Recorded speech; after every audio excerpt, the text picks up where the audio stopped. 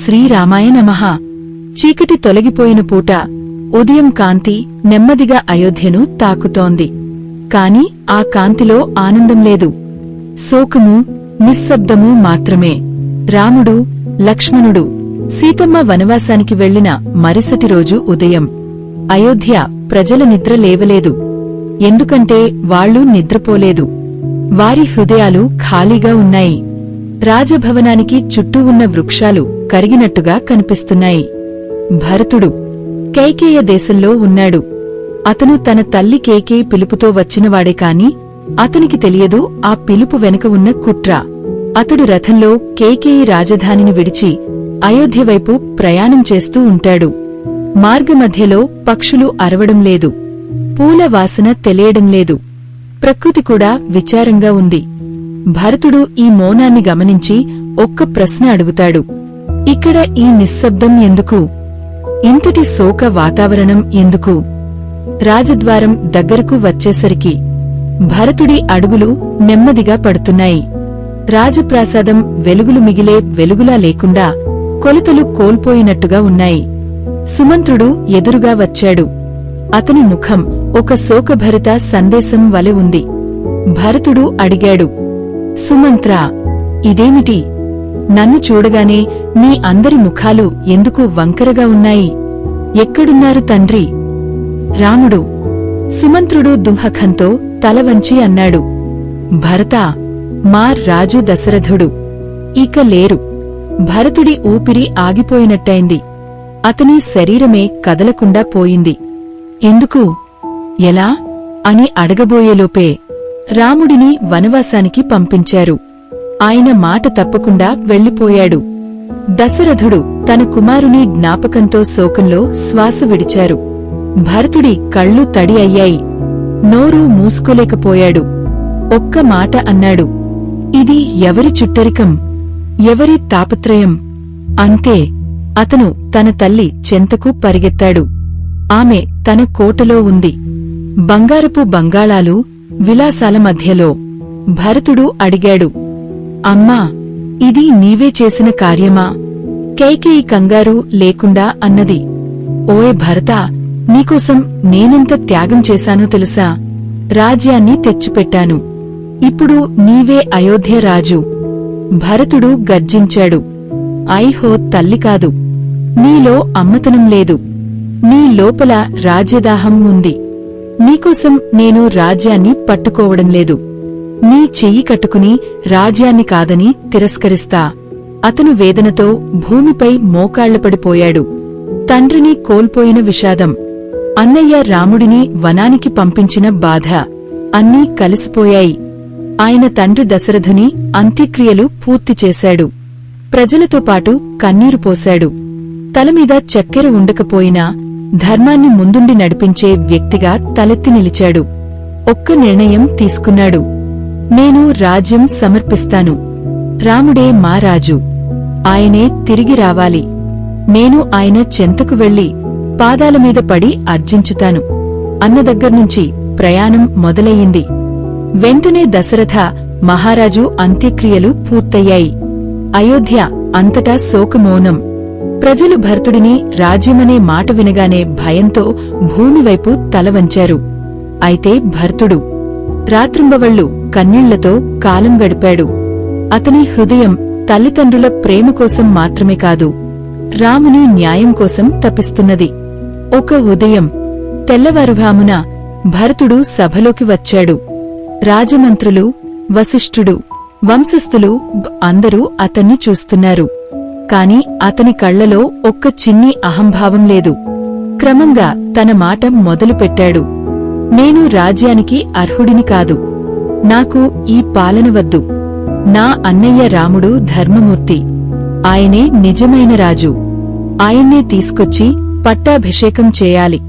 వినగానే వశిష్ఠుడు సమ్మతించగా కైకేయి నిశ్శబ్దంగా తలవంచింది. అలా భరతుడు, శత్రుఘ్నుడు, సుమంతుడు మరియు పెద్దకర్తో వనవాసానికి వెళ్లాడు. సరిగ్గా యుష్యముఖ పర్వతాల దాకా ప్రయాణం సాగింది. అక్కడ అడవి మధ్యలో శాంతంగా ఉన్న రాముడు, లక్ష్మణుడు, సీతతో ఉన్నాడు. భరతుడి రాక తెలుసుకుని రాముడు ఆశ్చర్యపడ్డాడు. అతనితో పాటు వచ్చిన లక్షల మంది ప్రజలను చూసి భ్రాంతికి లోనయ్యాడు. భరతుడు వచ్చి ముందే కిందకి కూర్చున్నాడు. అన్నయ్యా, నన్ను క్షమించండి. నేను ఎప్పటికీ ఈ రాజ్యానికి ఆశపడలేదు. నువ్వే మా రాజు. ఈ చక్రవర్తి సింహాసనం నీదే కావాలి. ఈ పాదాలకు మనమంతా సేవకులం. అప్పుడు రాముడు మృదువుగా అన్నాడు, భరతా, నన్ను వనవాసం పంపింది నీ తల్లి అయినా అది నా రామధర్మానికి విఘాతం కాదు. నేను నన్ను ఇచ్చిన మాట నిలబెట్టుకోవాలి. ఇది నన్ను పరీక్షించే సమయం. నన్ను క్షమించు, కాని నేను ఇప్పుడే తిరిగిరాను. భరతుడి హృదయం పగిలిపోయింది.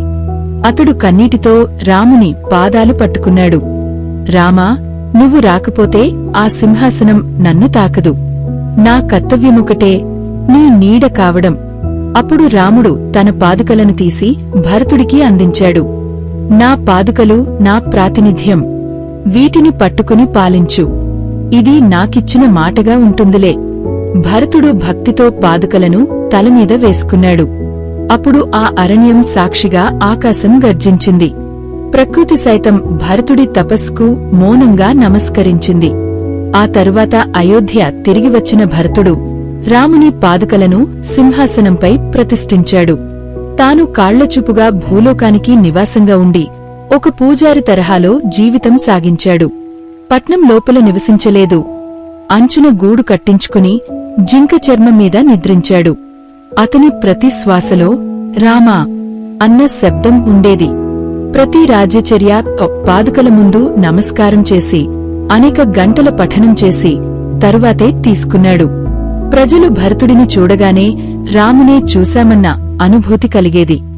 ఇలా 1 సంవత్సరం, 2, 5, 10 ఏళ్లు గడచిపోయాయి. భరతుడి కళ్ల కింద నిద్ర రాలేదు. ముఖం నల్లబడ్డది. ఆకలి మరిచిన తపస్విలా అతని జీవితం పూర్తిగా రాముని కోసం త్యాగంగా మారిపోయింది. అయోధ్యలో ప్రజలు కూడా మారిపోయారు. వారు ఇక రాజు అంటే భరతుడినే కాదు, పాదుకల్ని కూడా అభిమానం చేస్తారు. వాటిని మాలలతో అలంకరించేవారు. వాటి దగ్గర పాటలు పాడేవారు. ఒకసారి భరతుడు నిద్రలో రాముని కలలో చూశాడు. అందులో రాముడు చెప్పిన మాటలు, భరతా, నీ తపస్సు సాఫల్యం. నేను త్వరలో తిరిగి వస్తాను. నా కాలం పూర్తవుతోంది. నీ అర్హతలకు నేను పాదాభివందనం చేస్తున్నాను. ఒక్కసారి కూడా సింహాసనంపై కూర్చోవడం లేదు. ఆయన పాలన ఒక తపస్సు. రాముడి నిబంధనలు, ధర్మ మార్గాలు అనుసరిస్తూ ప్రజల హృదయాల్లోనూ రాముని దైవత్వాన్ని నిలిపిన భరతుడు. అతడు భోజనం ముందు రాముని పాదాలను ధ్యానిస్తాడు. అతని నిద్ర ఒక పూజ. అతని మాటలు శాసనం కాదు. ఒకసారి భరతుడు ఒంటరిగా రాత్రి వానలో సీతమ్మదేవిని తలుచుకుంటూ రాముడి పాదుకలను నీటి చినుకులతో తుడుస్తూ కూర్చున్నాడు. ఆ క్షణం అయోధ్య మీద తేజస్సు విరిసినట్టు అనిపించింది. ఇలా 14 సంవత్సరాలు గడిచిపోయాయి. ఆశలు, బాధలు, వేచిచూపులు, తపస్సులు ఇవన్నీ కలసి ఒక యుగాన్ని తలపించేలా మారిపోయాయి. ఒకరోజు రాముడు తిరిగి వస్తున్నాడు. చంద్రబింబం పూర్తిగా ప్రకాశిస్తున్నది.